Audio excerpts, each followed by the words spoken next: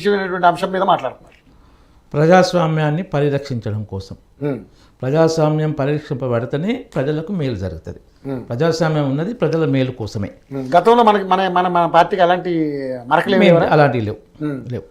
రాజ్యాంగబద్ధంగా not less than 2/3 అనేది రాజ్యాంగబద్ధం. అంటే రాజగోపాల్ రెడ్డి గారి విషయంలో జరిగింది. రాజగోపాల్ రెడ్డి ఎమ్మెల్యే పదవికి రాజీనామా చేసి పార్టీ రాజీనామా చేశారని చెప్పేసి కూడా మాట్లాడారు కదా.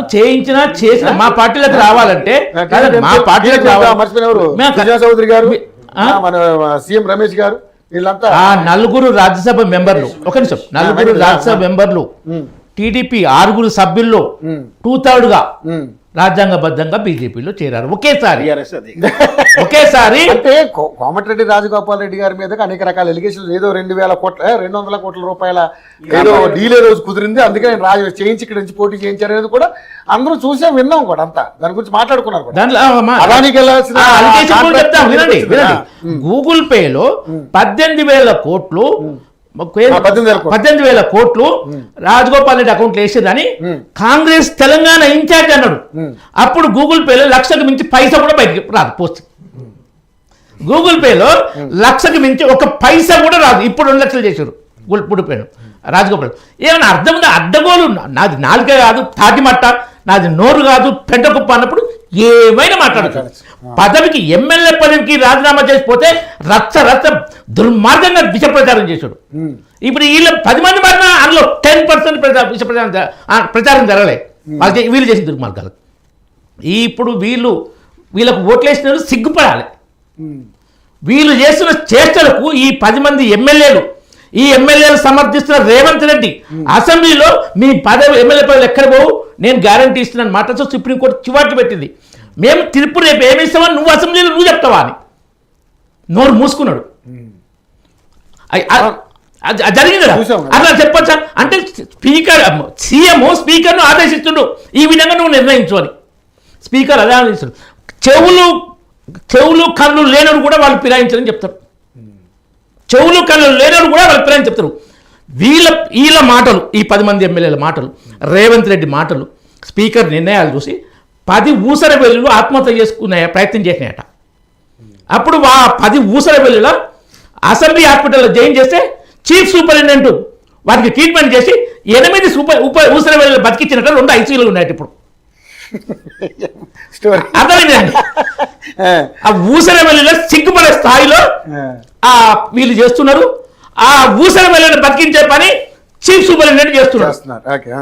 ఇంత దుర్మార్గం, ఇంతకైనా దుర్మార్గం ఉంటుందా?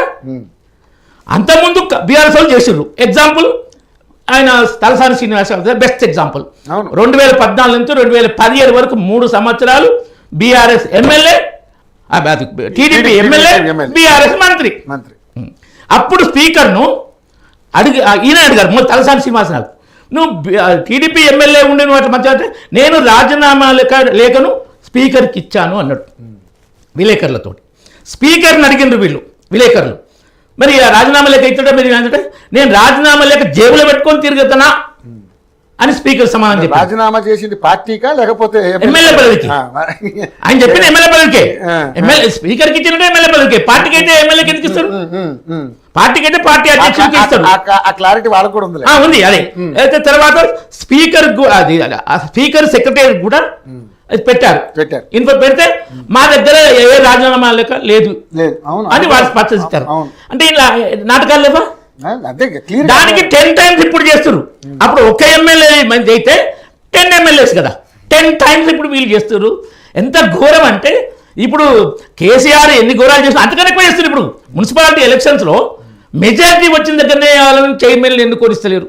పోలీసులు అడ్డగో దుర్వినియోగం చేస్తూ పీసీసీ అధ్యక్షుడు మనం చూసాం, మన వీడియో కూడా పెట్టింది కదా, పీసీసీ అధ్యక్షుడు పోలీసులకు ఆదేశం ఇస్తుండు ఆ కౌన్సిల్ను ఆ కార్పొరేట్ లిఫ్ట్ చేయి, తొందరగా లిఫ్ట్ చేయండి అని. జగ్గారెడ్డి ఆ ఏసీపీని నెట్టుకుంటూ పోయి బండ బూతులు తిట్టుకుంటా, సిఐని బూతులు తిట్టుకుంటా ఏసీపీని నెట్టుకుంటూ పోతే ఆయన అరెస్ట్ చేయరు. ఏంటిది? ఇంత దుర్మార్గంగా నడుస్తుంది. ఇంకోటి ఇప్పుడు కొత్త ఇష్యూ ఏమొచ్చిందంటాడా, దానం నాగేందర్ను సస్పెండ్ చేసినామని బీఆర్ఎస్ పార్టీ సుప్రీంకోర్టులో అఫిడవిట్ ఇచ్చింది. మరి అఫిడవిట్ ఇచ్చింది, బయటికి ఎందుకు చెప్పట్లేదు? చెప్పట్లేదు. ఎప్పుడు ఇచ్చింది? ఎప్పుడు సస్పెండ్ చేసారు? అసలు దానం నాగేంద్ర నన్ను సస్పెండ్ చేయలేదు అని ఆయన అంటుండు.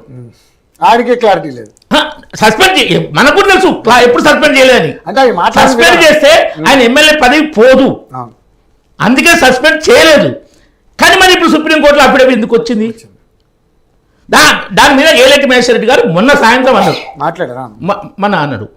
మరి ఇంతవరకు దానికి ఆన్సర్ లేదు బీఆర్ఎస్ పార్టీ ప్రముఖుల నుంచి, సమాధానం లేదు. ఇదేంటిది? అక్కడ స్పష్టంగా చెప్పారు బీఆర్ఎస్ కాంగ్రెస్ పార్టీలు కుమ్ముక్కై ఈ డ్రామాలు చేస్తున్నాయి. దానం నాగేందర్ డిస్క్వాలిఫై కావద్దు. బీఆర్ఎస్ కాంగ్రెస్ రెండు కుమ్మకోయి. మరి దానం నాగేందర్ విషయంలో కుమ్మికే కదా అది. ఆయన డిస్క్వాలిఫై కావద్దు, అయితే మాకు ప్రాబ్లం. ఇది ఏజెండా ఇట్లా నడుస్తుంది. కాబట్టి ఈ రాజకీయాలను ఏమనాలి? మేము 2014 ఆ 4 ఎంపీలు రాజ్యసభ సభ్యులు 2/3 మెజార్టీతో, నాట్ లెస్ దాన్ 2/3 జాయిన్ అయినరు. దానికి వేరే రాజగోపాల్ రెడ్డి మీరు ఆరోపణలు చేసినట్టు 18,000 కోట్లు గూగుల్ పే చేసి ఎన్నెన్ని చేస్తున్నారు. అవన్నీ అబద్ధాలకు అంతలేని అవకాశాలు ఉంటాయి, అట్లా చేస్తున్నారు. లోక్సభలో 2014 కానీ 2019 కానీ సరే అప్పుడంటే మెజార్టీ బీజేపీ సొంత మెజార్టీ, ఇప్పుడు సొంత మెజార్టీ లేదు, అలాగే మన కూటమి మెజార్టీ. ఒక్క లోక్సభ సభ్యుని తీసుకున్నావా? లోక్సభ సభ్యుని తీసుకోలేదు. మరి మామూలు కూడా గుర్రం గారిది ఒకటే మాట్లాడి కరెక్ట్ కాదు. రాముడు వేరే రావణుడు వేరే. రాముడే రావణుడే అది మాట్లాడేవాళ్ళకి అడుగులు పంపి ఏదో ఒకటి రాముడు గర్భవతి భార్య అడుగు పంపిండు, భార్య అనుమానించి ఇట్లా ఎందుకు భార్య ఆమె గొప్పతనాన్ని చాటు చెప్పడం కోసం చేసిండు.